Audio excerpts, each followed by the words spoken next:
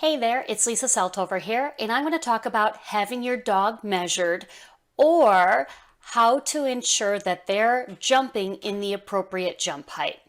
All right, so for every single agility organization out there, you must have your dog measured so that they are competing against dogs who are of similar size to yours. So there's a couple of things you need to know. First of all, you need to understand the terminology, which the first one is withers.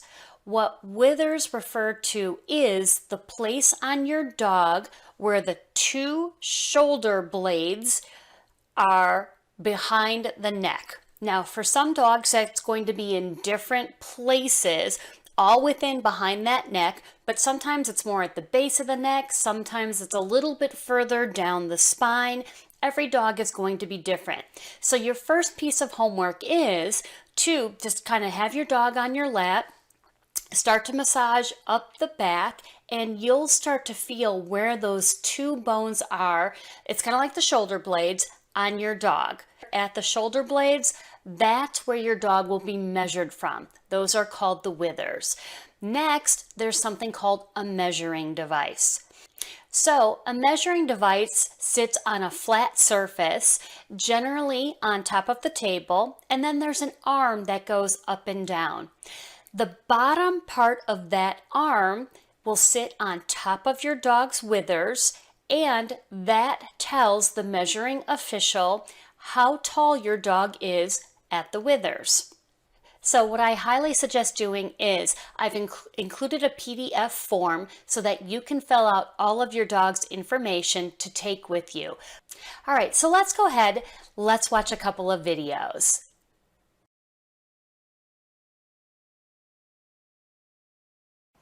Hi everyone, I'm Lisa Seltover, an AKC Agility Judge, and I'd like to talk to you today about measuring.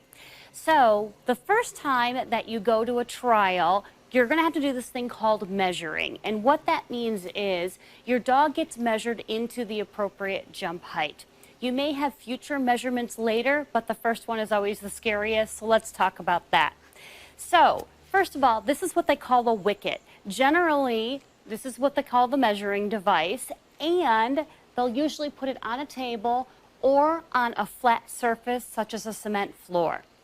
What happens here with the measurer is, as your dog is up on the table, they'll actually take this device over the dog's withers, which is actually where their shoulder blades are, and that determines what the height of your dog is and what jump height they'll then measure. So let me go ahead and show you what that looks like.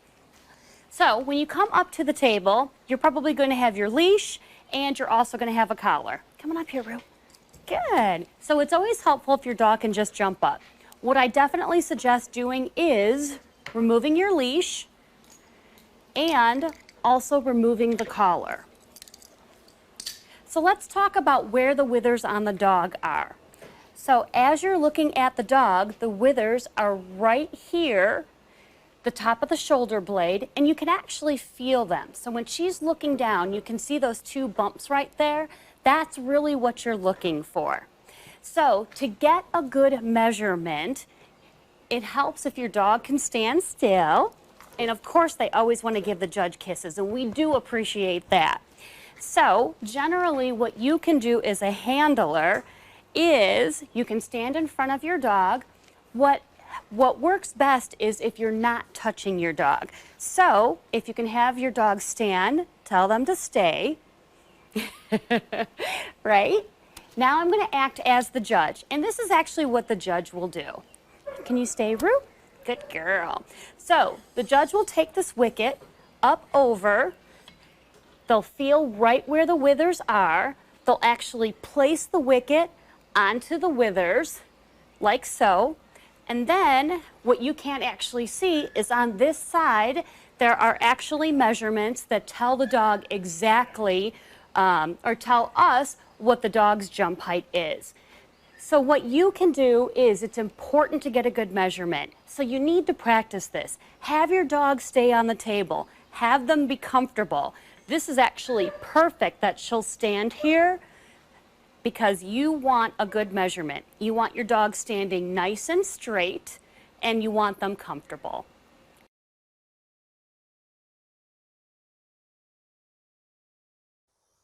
Lisa Seltover here. All right, so let's talk about how we can practice getting a good measurement on our dog at home. All right, so this device is something that I got at Home Depot. You can get at your local hardware store, and it's called an adjustable T-square. So what happens is you can bring this out, and all you do is screw it in place, and you can make it so that it actually goes up and down. Now, there's a couple different things here. Unless you have a dog that is 24 inches tall, you're probably going to be using this upside down. And what I mean by upside down is, down here, when you look at the number 1, there's actually 2 inches that you're going to have to add on to your measurement. Now, when you buy your adjustable T-square, make sure that you measure this bottom portion here. Mine was exactly 2 inches. And then when you're actually doing a measurement on your dog, so for example, you go with where the bottom edge is, and in this case, the bottom edge is currently sitting at 18.5. So I would add 2 inches, and that would be then 20.5 inches. All right, so how does this help you? Well, first of all, keep this knob nice and loose. You can hear that it makes a little bit of noise going up and down. That's one of the first things that I would get your dog used to, because a measuring device often will make different sounds, or as it's going up and down on the table, as the measurer is moving it, it may cause a vibration on the table as well. So let's get your dog used to that. So this is a nice thing. What you're going to basically do is, the first thing that I do is I will set it to a very specific measurement.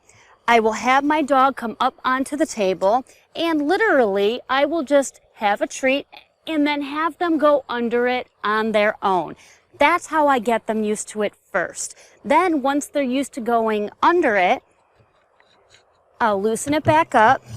I'll bring it up to a higher height, have them come under, have them stay, and then I'll slowly have this rest on their withers. All right, so let me go ahead. I'm going to show you with one of my dogs. All right, so this is my dog, Rue. I definitely have treats here. All right, come on, Rue. Yay, good girl. Now, Rue is very comfortable with the wicket. Rue, stay. You're so good. Can you stay for me? Good girl. What a good girl you are. Nice job. Oh, look at you. And so I'm literally just kind of letting it rest on her shoulders so that when she's standing straight up, it's right on her withers. And again, the withers are where the shoulder blades come up, the bump right here. Come here, Ruru. You think you're going to get the whole thing, huh? Oh, there you go. There you go. Nice job. Stay. All right, so with Rue, I do happen to know her measurement, and can you stay right there? Oh, what a good girl. Good girl.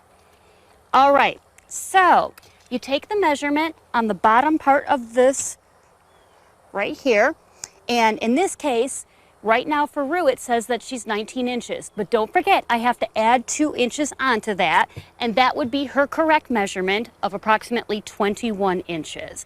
But this is how I get her used to it. And I'll put it right on her withers. I also highly suggest that you kind of just, massage the wither area, because that's what the judge is going to be doing as well. All right, now, remember, you're also going to want to be able to move that up and down so that the dog gets used to that. Sometimes this is easier with 2 people. If you can have someone help you with the actual T-square here, and then you can actually work your dog, that works fantastic. Besides practicing a measurement at home, you can also practice a measurement at a trial. As long as the official wicket isn't being used by the judge for a measurement, most trials will make the device available for you during normal trial hours. I highly suggest allowing your dog to get used to the actual arm. And one of the things that I do is to give them food below it, around it, through it. This helps them to get used to the arm of the measuring wicket when it sits on top of their withers.